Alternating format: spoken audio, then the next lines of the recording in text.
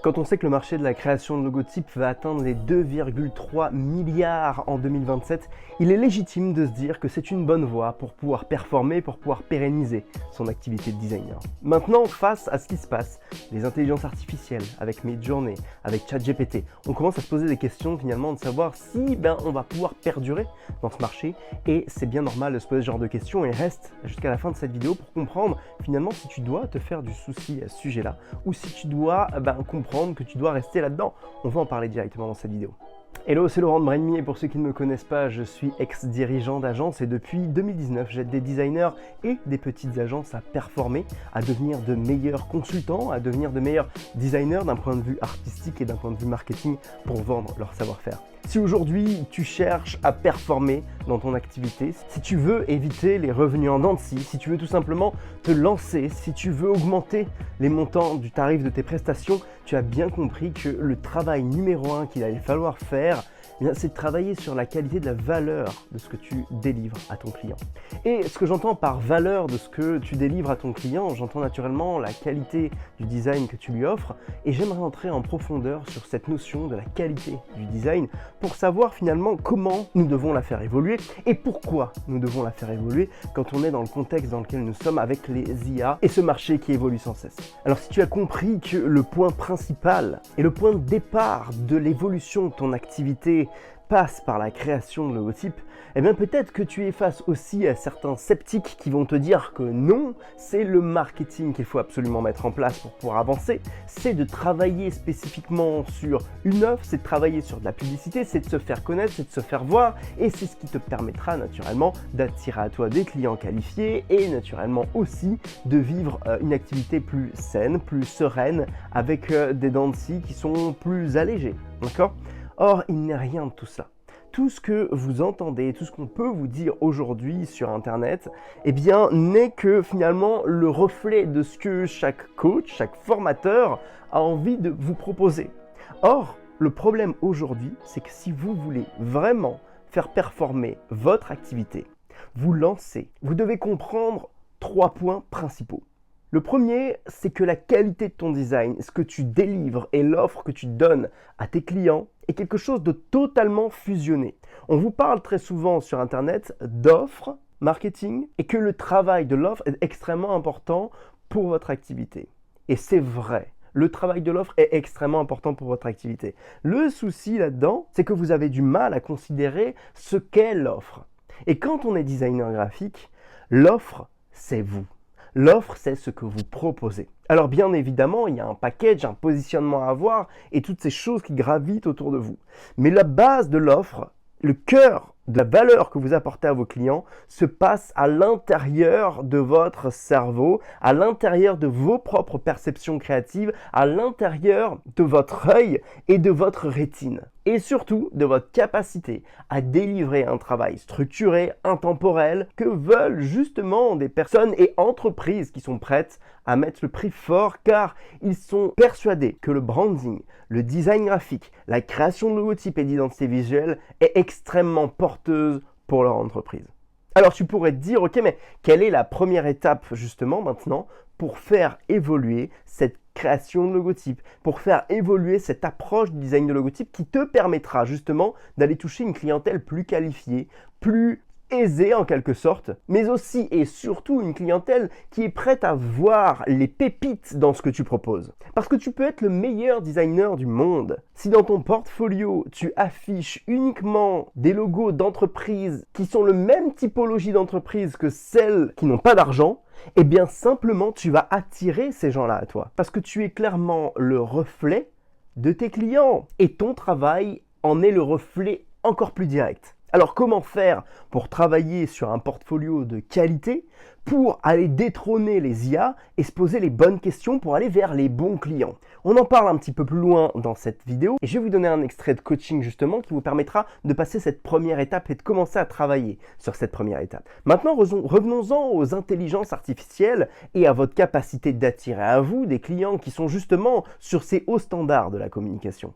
Si aujourd'hui tu te poses la question et tu te dis mais vraiment, les intelligences artificielles aujourd'hui créent des logotypes pour nous, pour nos clients, Alors à quoi bon se spécialiser? À quoi bon aller chercher à rentrer en profondeur dans quelque chose qui est déjà créé par nos clients et déjà accessible à nos clients? Eh bien, ce que j'aimerais te dire à ce sujet-là, c'est que tu dois considérer qu'il y a deux parties du marché qui vont se rentrer en concurrence dans les prochaines années, dans les prochains mois, et cette bataille a déjà commencé depuis bien 3-4 ans. Ces deux éléments qui sont en concurrence, ce sont d'un côté les logotypes, les identités visuelles, les prestations de design graphique, qui se vendent entre 0 à 1500 euros. Ça, c'est la première part du marché, qui, elle, va être en totale concurrence avec les intelligences artificielles. Et la deuxième part du marché, c'est la part où on a des logotypes, des identités visuelles, des stratégies de marque qui se vendent au-dessus de 2000, 3000, 4000, 5000 euros, 10 000 euros, 15 000 euros même parfois. Ces deux parts étant en parfaite concurrence, finalement, vous laissent un petit peu perplexe face à votre capacité à pouvoir vous positionner dans ce marché du bas de gamme, dans le marché d'entrée de gamme, ou plutôt monter dans l'autre marché. Pourquoi vous avez cet intérêt et pourquoi il est important pour vous rapidement que vous fassiez ce step up de passer sur la partie haute du marché? Tout simplement parce que oui, les intelligences artificielles vont apporter des solutions aux entreprises qui ont un niveau de conscience et un niveau d'avancement dans le business qui fait que les IA répondent parfaitement à leurs besoins. Et ils n'ont aucun intérêt d'aller plus loin et de faire travailler un designer graphique qui va sortir le même résultat que les IA. On parle d'entreprises à ce stade-là qui sont des entreprises qui génèrent peu de chiffre d'affaires, qui ne sont pas installées sur le marché depuis longtemps ou qui n'ont pas de grandes ambitions de croissance. Et c'est ce que la majorité des designers, peut-être comme toi, essayent de détrôner, et c'est dans ce vivier finalement d'entrepreneurs que les designers veulent absolument performer. Et le souci vient justement du fait que dans ce vivier de 0 à 1500 euros, eh bien, il y a beaucoup de designers qui sont présents. Et pourquoi est-ce qu'il y en a tant que ça? Il y en a tant que ça parce que simplement, vous manquez de confiance en vous et en votre savoir-faire pour passer au rang supérieur. Imagine-toi si tu avais des compétences artistiques qui te permettraient justement de toucher cette clientèle dont tu rêves, cette clientèle qui a déjà la conscience que ce que tu peux lui proposer est un investissement incroyable et un atout incroyable pour son entreprise. Imagine si tu avais des compétences artistiques qui te permettraient de ne plus poser de questions sur le devis que tu fais et sur le montant de la prestation que tu donnes à tes clients. Est-ce que tu ne penses pas que ça te permettrait naturellement de facturer plus cher et de délivrer ton message, ta communication, ton marketing, ton positionnement auprès d'une cible qui est bien plus éduquée et auprès de laquelle il sera beaucoup plus simple de vendre des logos de qualité? Si tu réponds à oui à la majorité de ces questions, c'est que tu as compris que tu devais passer un cap supérieur et qu'il est encore temps et que c'est the moment, justement, pour pouvoir prendre le train en marche quelque part et aller vers cette cible qui t'intéresse. Maintenant, si aujourd'hui tu es encore un peu freiné et tu as encore un peu des peurs qui sont là en toi et tu te dis mais ouais, moi ça m'intéresse d'aller vers ces logos-là, mais clairement je vois pas comment c'est possible, Laurent. Je vois pas comment je peux aller toucher cette clientèle-là. Et je vois pas vraiment le chemin et les étapes. Donc si tu es dans ce cas-là, la première chose que je t'inviterai à faire déjà, numéro 1, avant d'aller chercher le reste, c'est de travailler en profondeur sur ton design. C'est le premier point. Parce qu'aujourd'hui, si tu manques de clarté, si tu as des peurs, c'est parce que tu ne vois pas le chemin et que tu n'as pas fait tomber la première brique de ce chemin. Le chemin, si tu veux, moi je le vois comme différentes portes, qu'il va falloir faire tomber les unes après les autres. Sauf que le problème, tant qu'on n'a pas fait tomber la première porte ou qu'on n'a pas ouvert la première porte, on ne voit pas la deuxième qui est derrière. Donc on ne voit pas le chemin. Et quand on ne voit pas les choses, ça crée de l'incertitude et ça crée quoi? De la peur et la peur de l'échec. La peur de l'échec vient simplement du fait que vous manquez de certitude et de clarté sur le chemin que vous allez prendre. Mais tout d'abord, si vous savez déjà qu'il y a un travail à faire, et pour cela c'est très compliqué de le savoir soi-même. Et c'est ce pourquoi on existe, nous, avec Brain.me, pour vous permettre de savoir et de mettre le focus sur la qualité de votre design. Donc ça, c'est la première étape. Pour l'instant, si tu as posé ces questions-là, tu restes simplement sur cette vidéo et tu vas commencer par te poser les bonnes questions sur l'étape de la qualité de ton design pour savoir si les critères que je vais évoquer justement dans la suite de cette vidéo lors d'un coaching que j'ai réalisé sur un de mes élèves, si déjà tu arrives à les appliquer. Et si ces critères-là, tu n'as pas la capacité de les appliquer sur chacun des logotypes que tu réalises, et si tu n'as pas la méthodologie de travail structurée, claire, pour pouvoir aller vers ce genre de design, à ce moment-là, il est grand temps juste de ne pas essayer de chercher à faire tomber toutes les autres portes et de te poser des questions sur est-ce que les IA vont bouffer notre marché ou non. La première question que tu dois te poser, c'est de travailler en profondeur sur ton design. Je te laisse avec justement cet échange, ce petit extrait d'un coaching réalisé avec un des élèves de mes accompagnements comme Mentorat Logomaker Pro ou encore Logomaker Skills, qui te permettra de voir comment tu peux faire performer ton design, quelles sont les approches et quels sont les éléments très spécifiques et pointus qui vont te permettre de commencer à penser à la suite et à l'avenir de ton activité. Ces coachings normalement ne sont jamais accessibles gratuitement. C'est uniquement les élèves de mes formations qui payent pour y accéder. Mais dans cette vidéo, je te laisse un accès à un court extrait qui va déjà t'apporter beaucoup de valeur pour pouvoir t'aider à structurer ton design de logotype, pour pouvoir ensuite step up pas à pas pour aller vers la clientèle qui t'intéresse, pour structurer ton activité de designer, pour structurer ton savoir-faire, faire péter tes croyances limitantes et augmenter ta capacité à rayonner autrement auprès d'une cible qui t'intéresse et qui pourra t'aider à vivre de ton activité. Si aujourd'hui tu te poses ces questions, savoir comment aller toucher cette cible-là, let's go, je te laisse avec ce court extrait. Pourquoi est-ce qu'on équilibre symbole et typographie de cette manière-là? On est dans un monde surchargé d'informations. Le monde dans lequel on vit aujourd'hui, c'est 2 secondes d'attention et ensuite on passe à autre chose. La mémorisation, c'est la monnaie de notre ère, c'est l'attention. Pour avoir de l'attention et cette mémorisation, on doit absolument faire en sorte que quand on voit un logo, on puisse mémoriser les 2 dans un seul temps pour qu'à terme, quand on utilise uniquement ce symbole seul, on l'ait tellement associé à sa typographie que comme pour Nike, on n'ait plus besoin de lire la typographie pour que ça soit impacté. Mais pour qu'on arrive là, il faut que sur le chemin, on ait une typographie et un symbole qui soient exactement avec le même impact, en même temps. Et pas que quand on Mmh. passe dans ce logo, on voit que, heu, le logo ou qu'on ne voit que le symbole, d'accord? Parce que Ouais. sinon, on va se retrouver, ou qu'on voit que la typographie, pardon. Sinon, on va se retrouver à mémoriser une chose et pas l'autre. Ça vous est jamais arrivé ce truc-là de vous dire: «Putain, je vois le logo, je vois ce truc-là, mais je sais plus comment il s'appelle». Mmh. Et à l'inverse, je sais comment il s'appelle, mais presque, ils auraient eu un logo typo, ça suffisait amplement parce que je sais même plus ce que c'est que leur symbole. Donc Mmh. nous, on veut travailler sur les 2 plans, d'accord? Et pour se permettre de faire ça, on doit utiliser ces règles-là. Let's go! Je vais juste l'extraire comme d'habitude pour qu'on puisse tranquillement poser nos yeux sur une forme et une seule forme. Là, les points, moi, qui me posent encore problème, c'est d'abord, les petites fentes des feuilles. Du coup, ça me paraît quand je le regarde de loin, on dirait de près, c'est sympa, mais de loin, on dirait qu'il manque des bouts. Ça me perturbe cette histoire de trous, donc je me demande si je dois vraiment les laisser ou si je dois mettre des formes pleines. Quand on fait des choses comme ça, faut que ce soit vraiment présent. Ouais. C'est-à-dire que soit c'est là, soit c'est pas là. Là, de loin, on a l'impression que, tiens, il y a un effet texturé sur le logo avec un côté un peu grunge, avec un papier texturé. Nous, ici, c'est pas ce qu'on cherche. Donc si on doit en ajouter, l'objectif, c'est de faire entrer des blancs dans cette masse-là, qui est notamment une masse très importante versus la masse qu'on retrouve dans la typographie qui est pas du tout la même.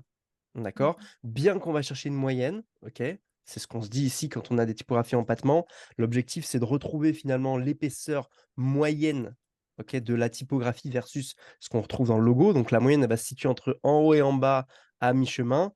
Tu as encore une épaisseur qui est trop importante par rapport à l'épaisseur moyenne qu'on retrouve dans tes fûts. Donc l'objectif, c'est d'aller casser cette épaisseur-là. Et d'ailleurs, au passage, si on fait rentrer du coup un peu de blanc, bah, on peut se retrouver Mmh. finalement avec l'épaisseur moyenne qui est gérée par ce blanc. Mais il faut quand même que ce blanc soit présent. OK? Et là, en fait, ce qui se manque, c'est qu'il est trop timide. Donc, le test à faire, c'est vraiment j'y vais. C'est-à-dire que j'ai vraiment un blanc qui est totalement présent et qui me permet bah, de bien assurer la lecture de cette forme-là, en fait. OK? Donc, on va le faire juste rapidement comme ça. Ce qu'on recherche, c'est vraiment quelque chose comme ça.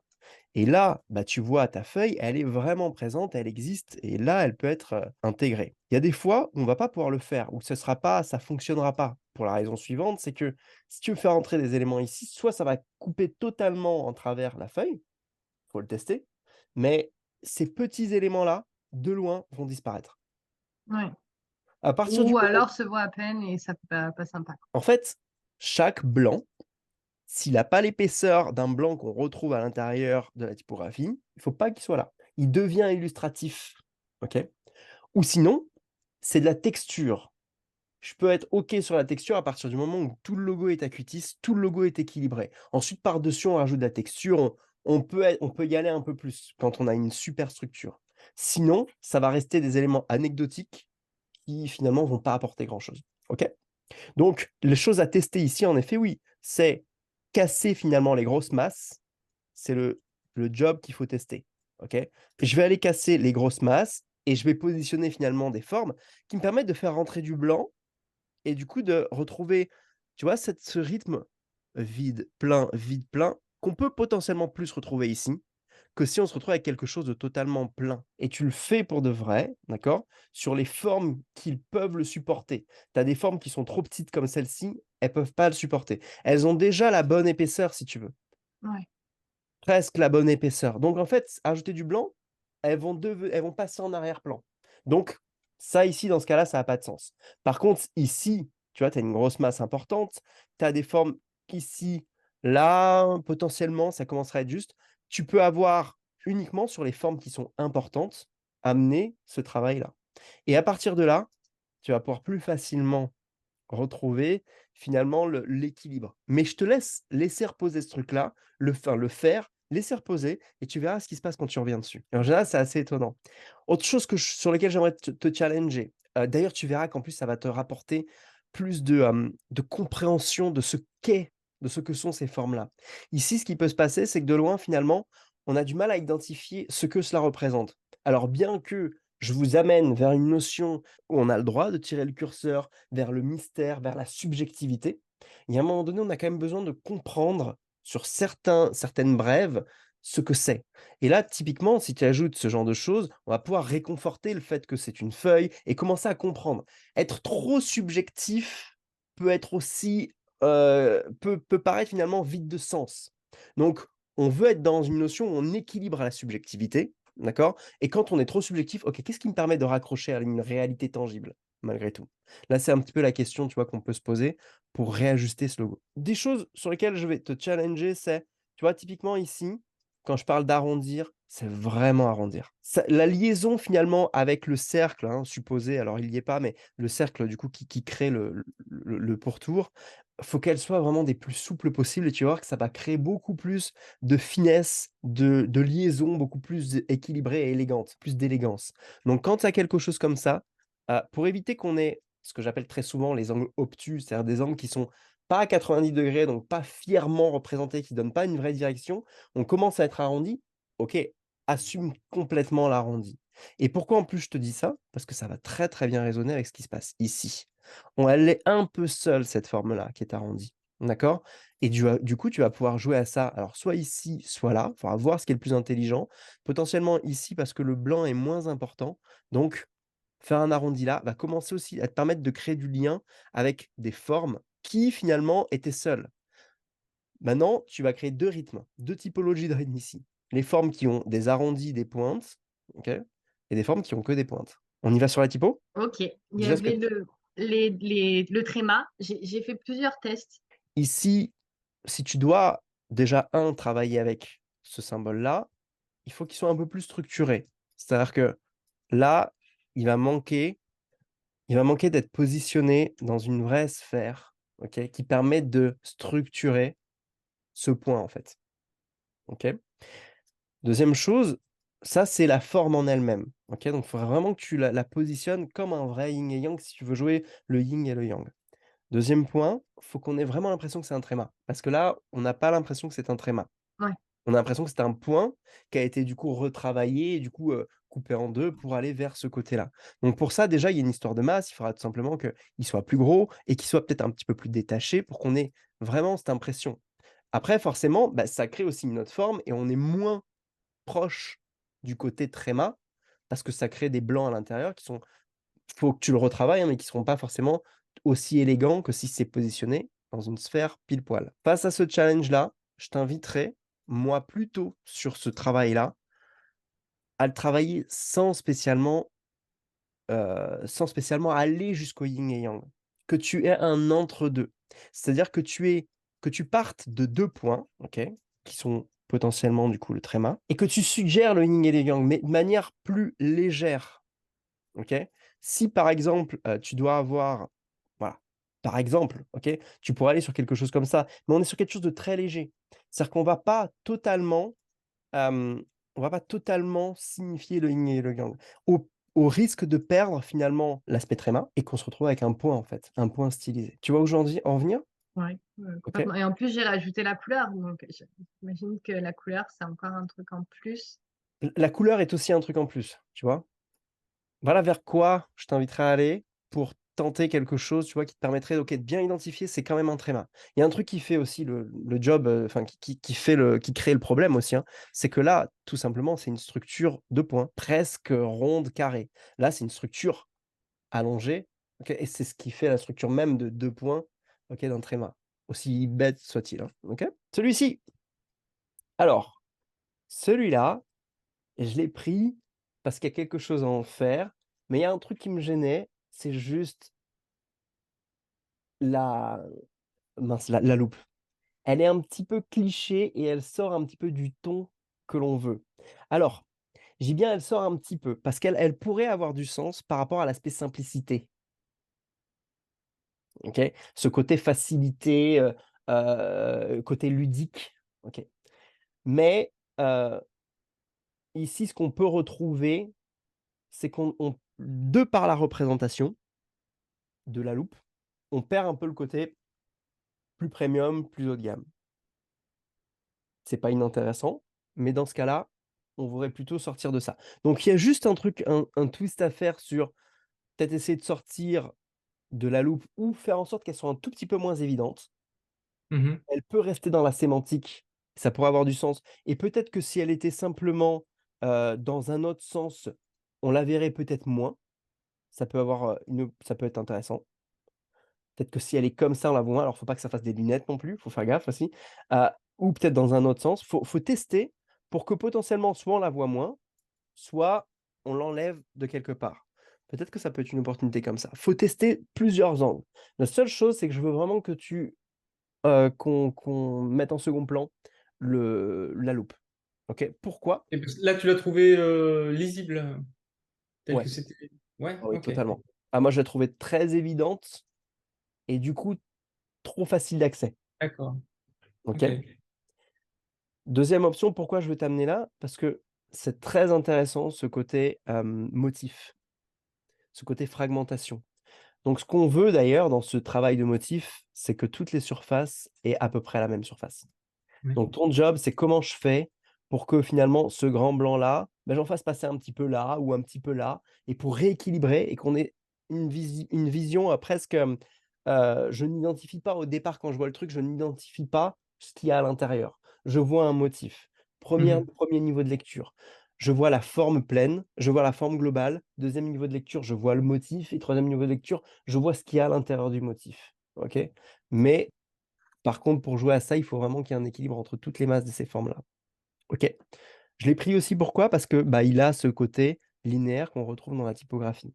Donc par contre, il faudra que tu sois très rigoureux sur les épaisseurs qui sont Ouais. là, versus les épaisseurs qui sont là. Bref, tout doit être de la même épaisseur.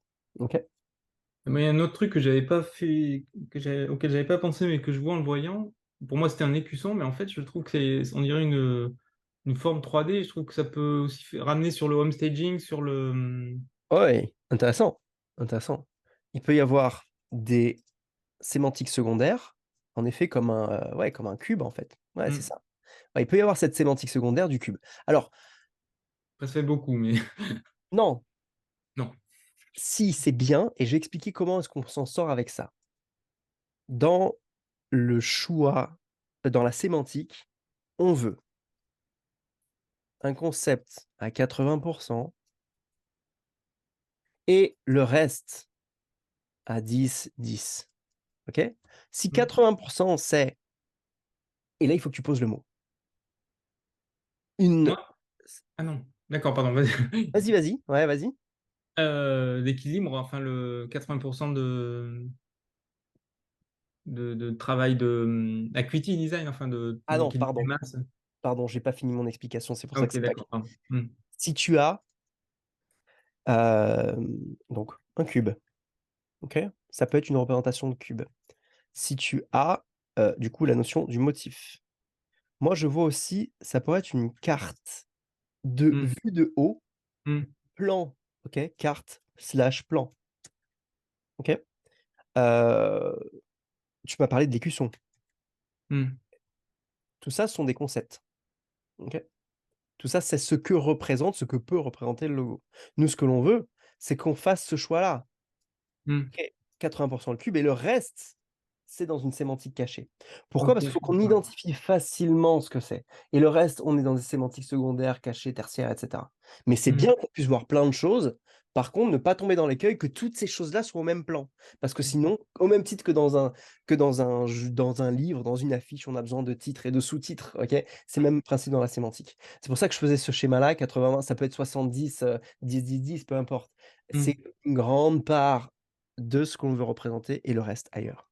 Ça te permettra aussi de t'aiguiller dans tes choix créatifs sur: «OK, est-ce que finalement je vais à fond dans mon écusson?» OK? Et on peut jouer là-dessus. Ça pourra rapporter aussi un côté un petit peu, ancien, solide aussi, mais en même temps avec de la modernité puisqu'on est sur quelque chose de très linéaire. Ça peut être très bien aussi. Ou alors sur le chemin de mon équilibre des masses, je me rends compte que, bah, non, ça fait plus carte plan et à ce moment-là, ça peut être et là, ça peut être super intelligent d'aller regarder Mogio de haut pour voir si Mmh mh. jamais il y a pas éventuellement une forme qui peut y ressembler. Et là, c'est Mmh bingo mh. pour la sémantique, d'accord? Donc c'est sur ce chemin-là que vous allez chercher votre sémantique, pas avant, OK? Sur le chemin, j'ai fait un premier jet, OK, il y a plein de choses qui viennent. Je vais chercher mon 80 et je vois quel élément, quand je le modifie, qui peut réconforter le 80. Ça marche? Je Donc comprends, ouais. là, pour moi, c'est une superbe, ça peut être très intéressant. Je t'invite peut-être à ce que, ben, tant qu'à faire, ça, ce soit vraiment droit. OK, d'autant plus si tu veux jouer ton cube, ça peut être une opportunité et ça va te permettre, d'avoir quelque chose de plus rigoureux. Pareil, fais attention à ce que ton angle là soit le même angle en haut. Autant que faire Mmh se mh. peut, tu le cales vraiment dans un hexagone. C'est un hexagone, ouais. Heu, voilà. Or, c'est pas pour jouer le côté français ici, hein, à moins qu'ils veulent avoir Mmh. un côté international, c'est pas voulu dans l'immédiat. OK? Voilà, par exemple. Et si on équilibre les épaisseurs, ne serait-ce qu'en faisant ça déjà, on peut avoir vraiment un truc qui fonctionne. Si je te fais l'inverse et que là, je vais rééquilibrer ma typographie parce qu'elle est trop grasse par rapport au symbole, je vais sur un mauvais tendant, bah, je vais t'expliquer pourquoi, mais c'est pas grave, on va le faire juste pour te montrer. Hop, on commence à avoir quelque chose qui peut s'équilibrer. La seule chose, Mmh. je t'invite à garder le gras. Pourquoi? Parce que quand tu vas arriver au module de la graisse, tu vas te rendre compte qu'il y a une graisse minimum que je t'invite à avoir, sur laquelle il faut vraiment aller, sinon on va te retrouver avec des logos qui sont trop légers, pas assez D'accord. impactants et qui perdent en impact. Ça marche? OK. Cool! Ça va pour toi? C'est clair? Ah ouais, c'est très intéressant. C'est clair, ouais. Mmh. Impeccable. Mais tu as déjà des super bases, hein, franchement, qui sont, très vite réajustables. Celui-ci est très intéressant, on n'est pas loin d'arriver à avoir quelque chose qui marche bien, mais c'est le même principe, hein, OK? C'est la surface ici qu'il va falloir travailler. Ouais. Mmh. Bon, les empattements sont pas les mêmes ici et là, OK? Ouais. Alors j'ai cru que c'était le cas, mais en zoomant, bon, OK. Et c'est ce qu'il va falloir gérer. Il va falloir travailler tes blancs ici et que ce soit les mêmes rythmes ici et là et au-dessus. Qu'est-ce qu'on met au-dessus pour qu'il ait plus d'impact? Mmh D'accord? mh. Ça peut être aussi, mais ce faudra faire gaffe à la fragmentation. Parfois, simplement augmenter un petit peu les éléments peuvent aussi t'aider et si tu vas, rééquilibrer en largeur aussi pour prendre un peu plus de place, pourquoi pas? OK, ça peut être une opportunité juste pour qu'il reprenne sa place et qu'il existe vraiment. D'accord? Donc ça peut marcher, potentiellement. Je t'invite à tester différents angles autour de ça, différentes choses, parce que si je vais vraiment je réfléchis juste en même temps à vous, j'ai vraiment envie de tester les choses avec vous. Faut juste faire gaffe à ce qu'on il y ait pas une notion d'une longueur trop importante par rapport à ce qu'on a ici. Ouais. Si on ressent ça, bah, peut-être qu'on peut se permettre, là, dans ce cas-là, d'avoir une typographie plus condensée. Alors, en plus, quand tu les tires comme ça, moi, je commence à voir le logo de Partouche. Je Ah, sais pas vrai, c'est pourquoi. vrai, ouais. Ouais, totalement, ouais. Ah, c'est dans le sud, hein? Non, c'est pas que dans le sud, Partouche. Ah, Partouche, Non, il il est y en il est a pas partout, hein. vraiment. Partouche logo, c'est vrai, ça me parle. Ah oui, totalement, totalement.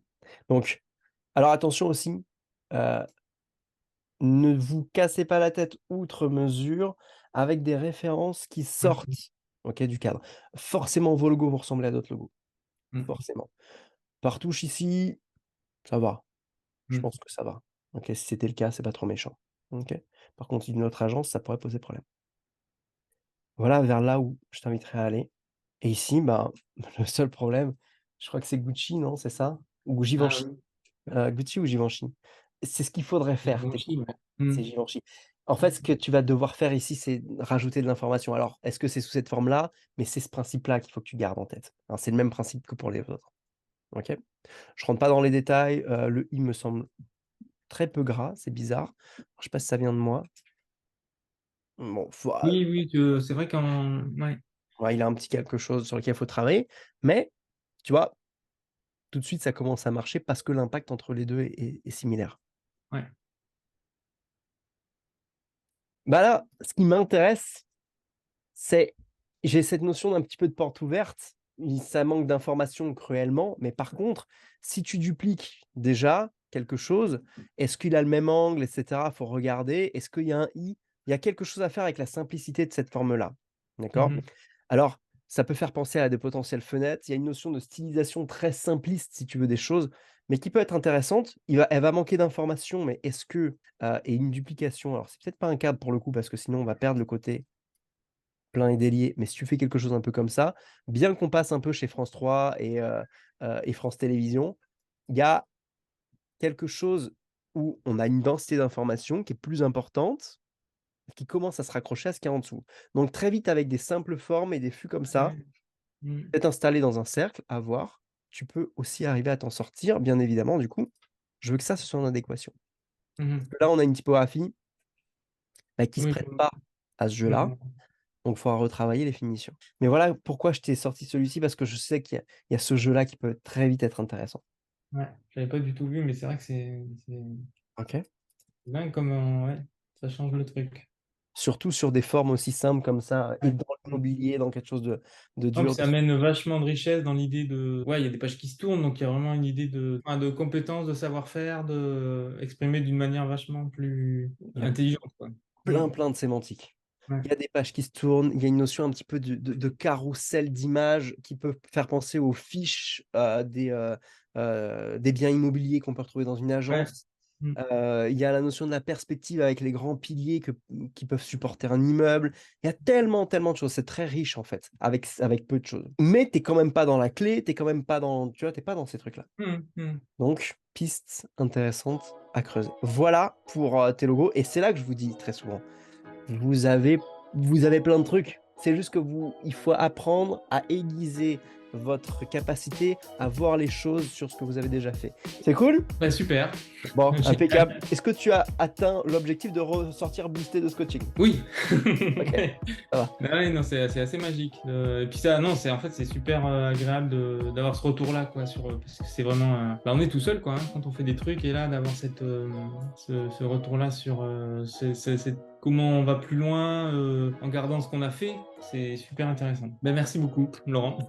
Ouais, j'espère que ce court extrait t'a plu et que tu as ressorti plein de valeurs de ce coaching. Et pour celles et ceux qui veulent en savoir un petit peu plus, je vous invite à rejoindre le groupe des Logo Designers 3.0. C'est un groupe Facebook dans lequel on va retrouver des contenus de valeur de ce genre qui ne sont pas publiés sur la chaîne YouTube. Tu pourras aussi communiquer, être en contact avec des personnes qui elles aussi arrivent à vendre des logotypes au-dessus de 3000 €. Tu pourras être en contact avec une sphère d'entrepreneurs et de personnes qui, eux, te posent à la fois les mêmes questions que toi, comme certains ont déjà atteint le niveau que tu veux atteindre.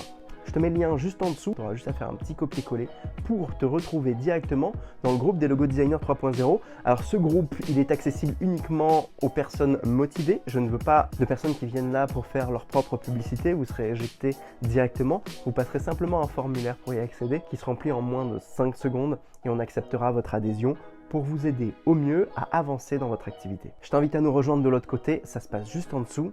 Belle journée à toi!